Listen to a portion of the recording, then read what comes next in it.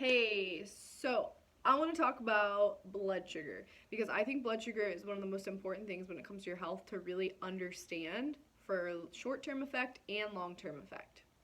So, when it comes to energy, blood sugar plays such a big part in feeling fatigued or energetic. So, if you think back to a time that you went out to breakfast and you had like a ton of French toast or pancakes, something really sugary, something heavy, or if you think when you went out and you got some like fried food like hot wings or, burger and fries, like very standard American diet foods. And then afterwards, about 20 minutes later, you felt super fatigued and like you could take a nap, right? Okay, now I want you to think about when you wake up and you have your coffee and you're feeling really energetic and it gives you all this energy, and then when you hit noon or the afternoon, you feel like so tired you could fall asleep, so you have to have another coffee. Okay, that fatigue and that crash, that tiredness that comes after eating that food or after drinking the coffee is actually a blood sugar crash. So your blood sugar goes way up, then it comes way back down. And when it does, you get this fatigue, right? So when your blood sugar is balanced, you have really good energy, especially when you're eating foods that are super nutrient dense. Those exemplify the energy even more. So paying attention to the way that you build your plate, the foods that you're eating, and then also the times of day that you eat really impact blood sugar and energy levels. Okay, so the three things you want to focus on your plate to make sure you're balancing are protein, fiber, and healthy fats. So it doesn't have to get too sciencey or crazy. It's pretty easy to start understanding once you know which goes in which category, how to throw these things together on your plate. So protein is one we're all really familiar with, pretty obvious. If you eat meat, you got meat. If not, if you're doing plant-based protein, you've got beans, you've got tempeh, you've got tofu, you've got fish. And so we have protein on the plate. And then healthy fats are things like avocados, eggs, coconut oil, extra virgin olive oil, dark chocolate, nuts and seeds, so we can easily add these to our meals.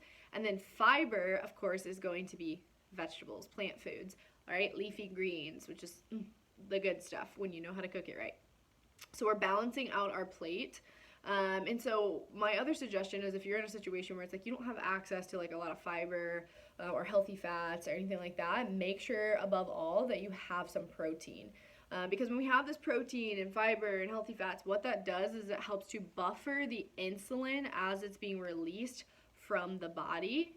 Okay, and so that keeps the blood sugar balanced, which is really important. Again, for short-term effect of energy, but it also is going to affect long-term. So most Americans are walking around right now insulin resistant, which is a precursor to diabetes, meaning that your blood sugar is constantly doing this all day long, and that is really dangerous. Okay, that causes a ton of health issues. And if you go to your doctor and you get your blood sugar tested, a lot of times they'll tell you that, oh, you're fine. But we have to look at the model that they're using to say that you're fine, right? Because the number that they'll have you at before you hit diabetes is really high, much higher than it should be for paying attention to blood sugar. So the number that they're looking at is like 2 numbers below where you're at when you hit diabetes. Way too close, and you're gonna still be reaping a ton of negative health benefits out of being that high up on the insulin resistance metric, right? So we want to be down here. We want to be super low. We want to be really conscious about keeping our blood sugar level all the time. So I say that to say don't go to your doctor, get it tested, and get it twisted and think that you're cool, right? And you can still like eat all this sugary stuff and drink really sugary drinks and like you're fine because you're not insulin resistant, because there's a good possibility that you are. Okay, and again, energy is one way to tune into knowing if you have blood sugar imbalances, but it's pretty straightforward. If you're eating things that are fried, simple carbs like pizza, French fries, these fried foods that have no nutrients in them whatsoever, those are turning into simple sugars in the body. So that's how you know your blood sugar is being elevated. Okay. So the long-term effect of blood sugar, which I think is so important to talk about because people don't understand this. And the thing is, when it comes to your health, so often we're thinking about the short term, right? We are thinking about energy, and all those things matter, and they're so important. And my hope and desire and goal is for you to like reap all those benefits because they're beautiful and they're wonderful and they feel amazing, right? So we think about body aesthetics. We want to lose weight. We want to have a little bit of better digestion. Like we know our stomach doesn't really feel good a lot of the times. Like we want to have energy. All these things, but we neglect to think about the really long-term effects of chronic disease and illness. okay, which is such a huge part of the health choices that you're making right now. And so with blood sugar, what we know is that it actually impacts having dementia or Alzheimer's, which is really scary. So what happens is the more sugar you're eating and these blood sugar imbalances, they cause this plaque to build up in the brain. It gets sticky and it gets in the way of your cells being able to talk to each other. And that's really, really, really scary and really not good. We do not want that. Okay, so we now know that there are really high statistics of Alzheimer's, like way higher than there should be. I believe the statistic is 1 in 4. That's horrible, really scary. And we know we also have this epidemic of insulin resistance and diabetes, so blood sugar issues. So again, long term, we want to pay attention to blood sugar because we don't want to end up with dementia or Alzheimer's, right? The other thing I'll talk about quickly is that blood sugar and cortisol are connected. Cortisol is the stress hormone in your body, okay? Whenever your body feels like it's under stress, it's going to cause health issues. We all know that at this point. Chronic stress is just not good for the body. Doesn't make us feel good. It also is really impactful on your hormones.